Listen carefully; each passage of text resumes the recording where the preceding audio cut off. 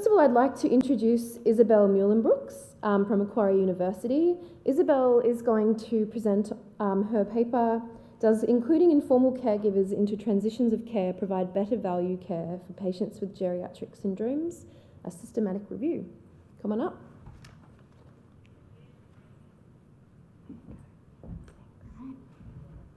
Great, thanks for the introduction. So as she mentioned, my name's Isabelle. I'm a postgraduate research student at Macquarie University, and this year my work looked at including informal caregivers into transitions of care for people with geriatric syndrome. And of course, I couldn't have done this work without my two lovely supervisors who are holding cameras pointing at me today. And you may have had the pleasure of attending their presentations yesterday. Sorry. So, this year, I conducted a systematic review and a mixed method study. I'm really focusing on my systematic review today, but my discussion and my results are influenced by all of the work I've done this year. So, for your reference, this mixed method study looked at caregiver integration in current practice, gaps, and solutions as perceived by healthcare professionals. Now, globally, we are getting older, but we're living with more disability and morbidity. I've used the term geriatric syndrome to define this aging comorbid population and to move away from that traditional single disease model. This diagram here illustrates how geriatric syndrome develops, where multiple diseases accumulate to form non-specific age-related impairments, like incontinence, falls, functional and cognitive decline. These then have a cyclical and downward trending relationship with poor health outcomes and disability, and this downward spiral results in death. Now, people with geriatric syndrome are high-end users of healthcare, and they transfer between hospital and community settings often. They're vulnerable during these transitions because they often navigate this incredibly complex, siloed system independently. When transitions of care are done poorly, they can incur patient harm and societal cost through increased readmissions, medication errors, and inappropriate care. Informal caregivers are unpaid family and friends who provide assistance to the patient. This can be from help accessing appointments and even up to 24/7 care. In fact, in Australia, 80% of all community care is provided by informal caregivers. They and patients are often the only constant between all of these care settings. In theory, including them into transitions of care may encourage self-management and enhance care coordination. And this theory informed my systematic review question. Does including informal caregivers into transitions of care provide better value care for people with geriatric syndrome? Now, I've defined better value care using the Quadruple aims, so to improve population health, patient and caregiver experience, healthcare professional experience, whilst containing cost. Now, the Quadruple aim has previously been used to set goals and assess integrated care strategies, and locally in Australia is used in the New South Wales integrated care strategy. In my systematic review, I searched 5 databases and grey literature more than 4 times over 4 months with the assistance of a librarian. I searched for studies which met my inclusion criteria for geriatric syndrome. Now, this was complex and included moderate to severe parameters of disability, cognitive decline, frailty, and more.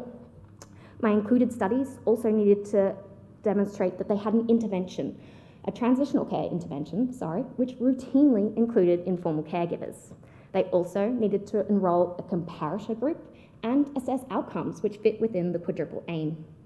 I used forms for abstract and full text screening, as well as data extraction, and these forms followed the Cochrane Handbook for Systematic Review and received feedback from academic staff and a librarian. In total, I included 23 studies, 14 randomised controlled trials, and 9 quasi-experimental. Now, I've separated my results by the Quadruple aim, and the numbers on these slides reflect the number of studies. So on this slide, 22 studies looked at population health, and the most promising trends in this aim were a decrease in readmission and improvement in patients returning home.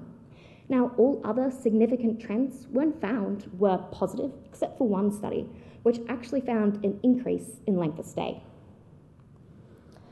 Now, healthcare professional experience was only assessed by 2 studies through unvalidated satisfaction surveys, where one found a small improvement.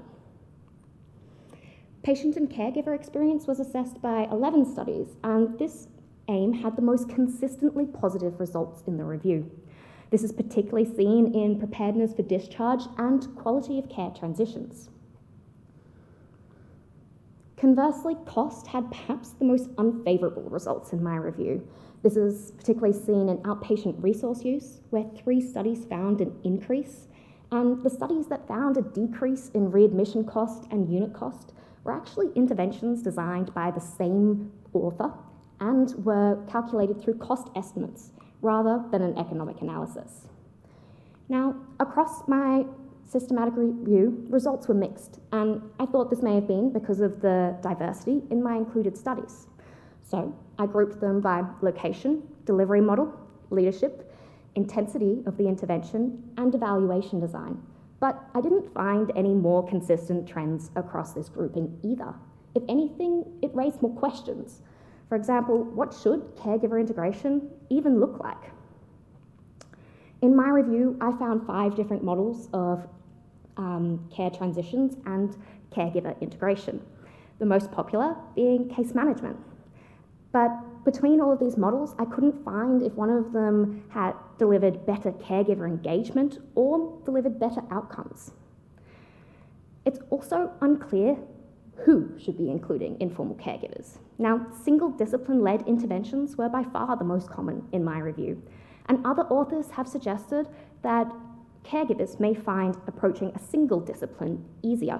Conversely, and more broadly, multidisciplinary team practice is considered the gold standard in healthcare. But again, between these models, I couldn't find if one delivered better caregiver engagement or outcomes. The lack of clarity between who should and how to include informal caregivers led me to investigate state, national and international discharge planning policy and recommendations, and I've summarised them on this slide. Now, these agree that including informal caregivers is the responsibility of every healthcare professional. And in this format, it may at first seem clear as to how this should happen. But for a healthcare professional trying to include informal caregivers with best practice, this glazes over the specifics. It seems as though both policy and research are designed with the assumption that healthcare professionals already know how best to include informal caregivers. They simply need to be given the time and told to do it. But in my experience with my discussions with healthcare professionals this year, this may not be the case, as caregiver integration is a skill learnt through years of experience. Also, this design doesn't address the reasons why healthcare professionals don't include informal caregivers. Now, a common barrier cited is, of course, time, but other reasons for not including informal caregivers are concerns for patient privacy, healthcare literacy, scheduling of staff, and I had one more. Never mind, moving on. Now, this part of my investigation led me to a more basic research question than when I first started. What should caregiver integration even look like? Oh, I apologise, my slides aren't working. Well, so my investigation into evaluation design led me to the development of a theory, my U-shaped hypothesis.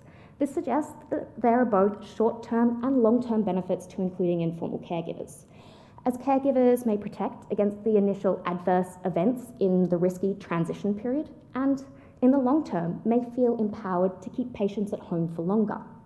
Now, whilst this was not supported in my results, it may still hold true, as the benefits may extend beyond the evaluation period, which was only 12 months in 2 of my studies.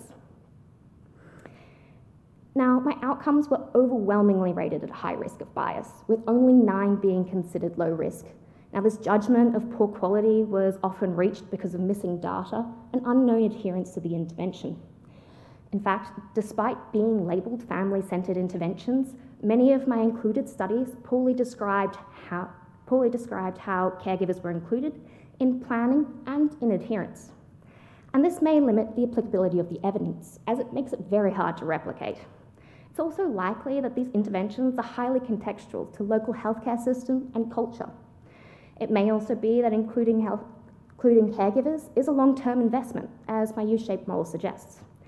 And caution needs to be taken when interpreting the results that including informal caregivers may increase cost, as policymakers are accustomed to receiving family care for free. However, family care comes at a cost to the carer.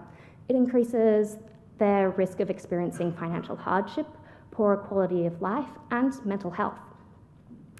This is frequently compounded by the social determinants of health, like culture and background and gender. And so the potential into increased cost may be the price of equity in a traditionally under-resourced population. Now, of course, my study has limitations, and the main ones are up on this slide.